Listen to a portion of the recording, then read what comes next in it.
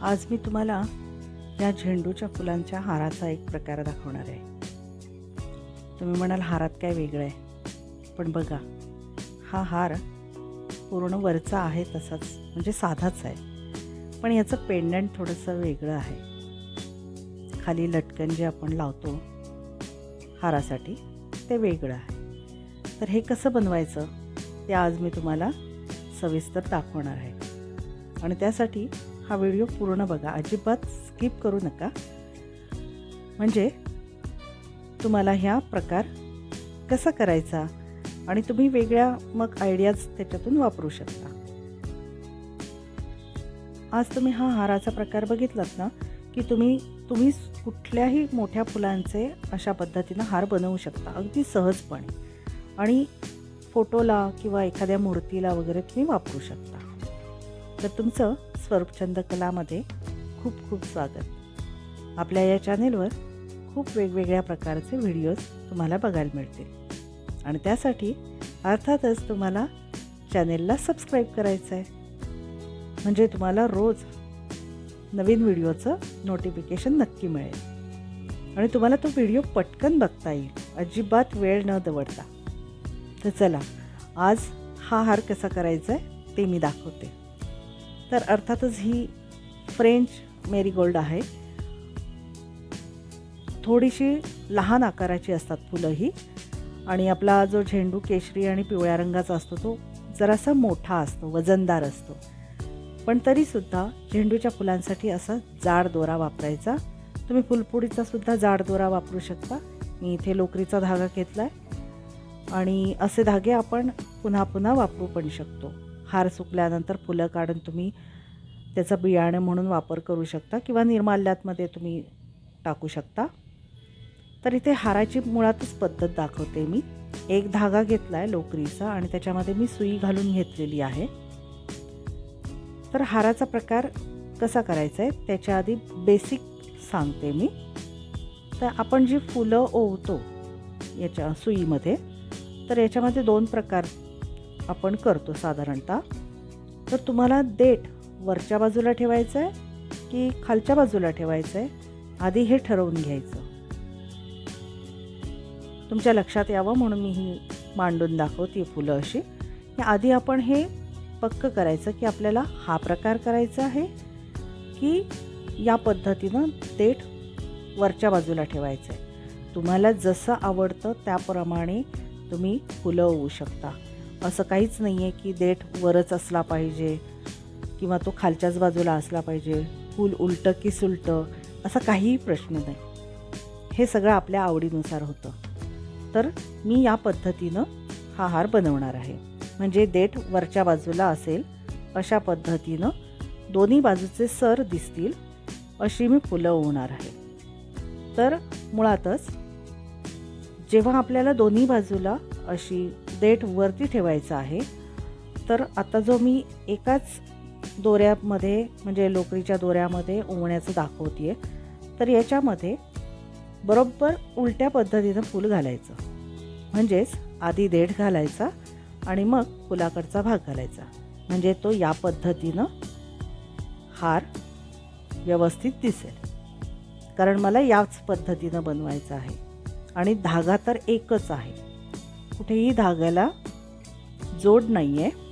त्यामुळे याच पद्धतीनं फुलं घालायची आहेत. आधी देठ घालायचं आहे, म्हणजे मी देठ घालते आहे, आणि त्याच्यानंतर तो फुलाकडचा भाग घालायचा आहे.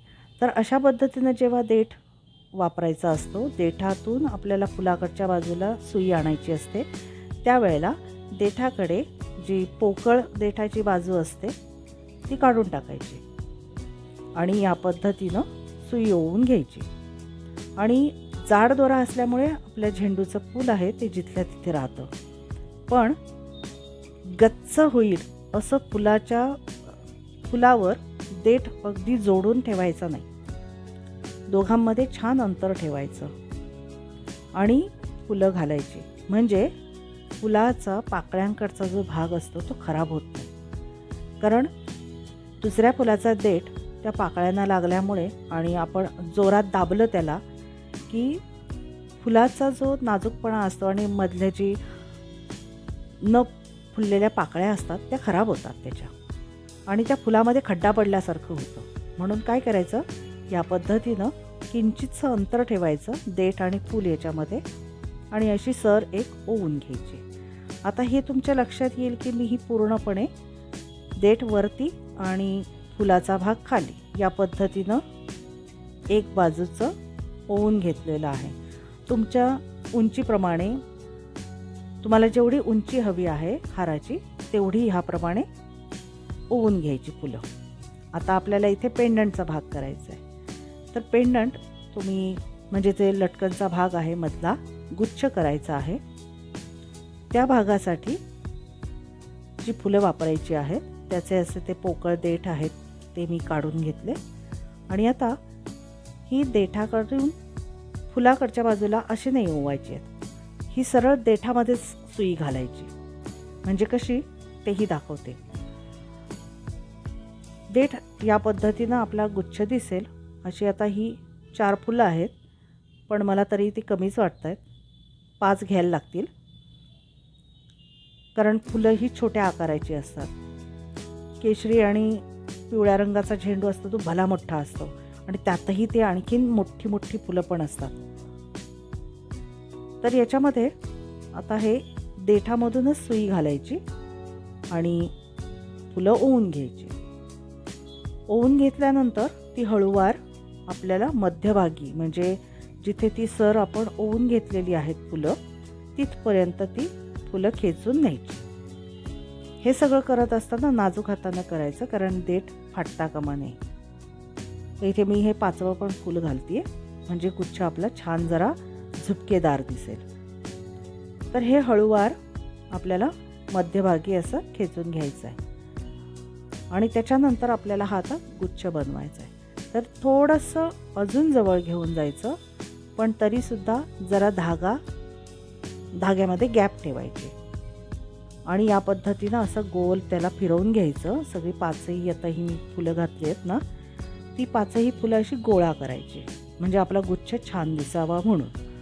आणि तो जो किंचितसा धागा आपण शिल्लक ठेवलेला आहे, हा धागा इथे शिल्लक असला पाहिजे, म्हणजे वरची फुलं आणि हा केलेला गुच्छ ह्या दोघांनाही थोडीशी गॅप मिळेल. इथे काय करायचं, सुई अशा पद्धतीनं घालायची की या धाग्याला गाठ बसेल. घट्ट गाठ मारायची नाही, पण सुई त्या गोलातून वर काढून घ्यायची, आणि इथे आता आपली गाठ तयार झाली. पण हा अजून गुच्छ पूर्ण नाही झालेला.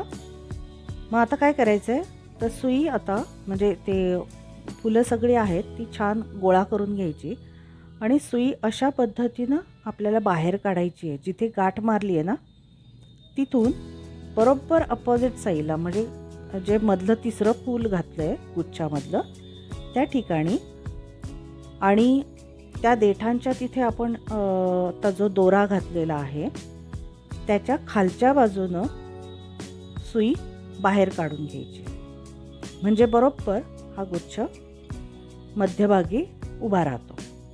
आणि आता काय करायचं, आता मगाशी जसं देठ आधी घातला होता आणि फुलाची बाजू पाकळ्यांची बाजू नंतर घातली होती, तर आता ही दुसरी बाजू करायची आहे. म्हणून काय करायचं, आधी पाकळ्यांकडच्या बाजूला सुई घालायची आणि देठाकडे बाहेर काढायची, आणि मगाशी जे फूल गॅप ठेवून आपण फूल ठेवलेलं आहे त्या ठिकाणी पहिलं फूल घालून घ्यायचं. म्हणजे काय होतं, दोन्ही सर ज्या आपण करणार आहोत त्याची फुलं बरोबर समोरासमोर राहतील आणि हार आपला खूप सुंदर दिसेल. या पद्धतीनं फुलं घालून घ्यायची. आता एका सरमध्ये जितकी फुलं घातलेली आहेत तितकीच फुलं दुसऱ्या सरमध्ये पण घालून घ्यायची. मी ही फुलं आता पटकन ओवून घेते, आणि याच्यामध्ये एक हे करायचं की जी सरसाठी आपण फुलं वापरणार आहोत ना ती फुलं साधारणतः सारख्या आकाराची असावीत, म्हणजे छान दिसतात. आणि गुच्छासाठी वापरायची आहेत फुलं तर ती फुलं थोडीशी मोठ्या आकाराची असतील तर आणखीन गुच्छ खूप उठावदार दिसतो. सारख्याच आकाराची असतील तरी काही हरकत नाही आहे, पण मोठ्या आकाराची असतील तर गुच्छासाठी खूप छान दिसतो. आता माझी इथे ही सर करून झालेली आहे. आता काय करायचं, हे दोन्ही ज्या माळा आपण बनवलेल्या आहेत, दोन्ही सर ज्या बनवलेल्या आहेत साईडच्या, त्या दोन्हीचे जे टोकांचा धागा आहे तो पकडायचा, घट्ट पकडायचा आणि फुलं या पद्धतीनं दोन्ही माळेतली फुलं सारख्या लेवलवर येतील अशा पद्धतीनं वरखाली ॲडजस्ट करून घ्यायची आणि दोघांचीही लेवल सारखी करायची. म्हणजे दोघांची उंची बरोबर सारखी येते आणि दोन्ही बाजूला सर सारख्याच प्रमाणात लागतो आणि फुलं पण छान दिसतात आणि गुच्छ जो आहे तो बरोबर मध्यभागी येतो. नाहीतर काय होतं, काही वेळा एक सर मोठी झाली, एक सर लहान झाली आहे, तर मग आपण अडकवताना तर अडकवतो, पण गुच्छाचा जो मधला भाग असतो तो बरोबर समोरच्या बाजूला मध्यभागी आला पाहिजे, तरच तो हार छान दिसतो. कारण आपलं सगळ्यात पहिलं लक्ष जातं तर त्या गुच्छाकडेच जातं. तर अशा पद्धतीनं हा हार केलेला आहे. बघा, तुम्हाला हा गुच्छाचा हार आवडला का? आवडला असेल तर सणासुदीला तुम्हीसुद्धा अशा पद्धतीनं करा. बऱ्याचदा काय होतं, देवाऱ्याला खालच्या बाजूला ड्रॉवर असतो आणि हा मधला जो लटकनचा भाग असतो तो त्या ड्रॉवरला नेमका अडकतो. तर या प्रकारचा तुम्ही गुच्छाचा हार करून देवाऱ्याला घाला, म्हणजे तुम्हाला ह्या अडचणी अजिबात येणार नाहीत. आणि देवाऱ्याला हार घालताना त्या लटकनचा विचार करून आपल्याला तो हार खूप वरच्या बाजूला घ्यावा लागतो, तर तसं पण हे करावं लागणार नाही. म्हणजे गुच्छ छोटासा असल्यामुळे बरोबर देवाऱ्याला तुम्ही हार लावू शकता. आणि जर समोर मूर्ती वगैरे असेल मोठी, गणपती वगैरे जेव्हा आपण बसवतो, तर त्यावेळेला व्यवस्थित समोरचे देव पण दिसतात आणि गुच्छामुळे, छोट्याशा गुच्छामुळे ड्रॉवर पण तुम्ही उघडू शकता. हा व्हिडिओ तुम्हाला आवडला असेल, या दिलेल्या आयडियाज तुम्हाला आवडल्या असेल तर जास्तीत जास्त लाईक करा, शेअर करा आणि चॅनेलला आपल्या सबस्क्राईब करा, जेणेकरून तुम्हाला असे बरेच नवीन नवीन आयडियाजचे व्हिडिओ बघायला मिळतील.